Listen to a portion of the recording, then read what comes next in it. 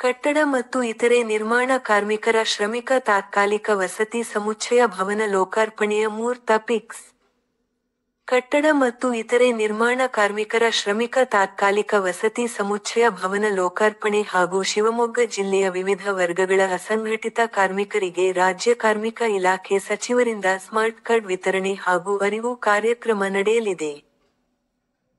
ಶಿವಮೊಗ್ಗ ನಗರದ ಬೈಪಾಸ್ ರಸ್ತೆ, ಮದರಿಪಾಳ್ಯ haven ಪ್ಯಾಲೇಸ್ನಲ್ಲಿ August 4, 2025 ಸೋಮವಾರ ಬೆಳಗ್ಗೆ 11 ಗಂಟೆಗೆ ನಡೆಯಲಿರುವ ಕಾರ್ಯಕ್ರಮದ ಬಗ್ಗೆ ಇಂದು ಜುಲೈ 30, 2025 ಬುಧವಾರದ ಸಂಜೆ ಪೂರ್ವಭಾವಿ ಸಭೆಯಲ್ಲಿ ಜಿಲ್ಲಾ ಕಾರ್ಮಿಕ ಇಲಾಖೆಯ ಅಧಿಕಾರಿಗಳಾದ ಶ್ರೀಯುತ ವೇಣುಗೋಪಾಲ್ ಎಂಪಿ ರವರ ಅಧ್ಯಕ್ಷತೆಯಲ್ಲಿ ನಡೆದ ಸಭೆಯಲ್ಲಿ ಮಾಹಿತಿ ನೀಡಿದರು.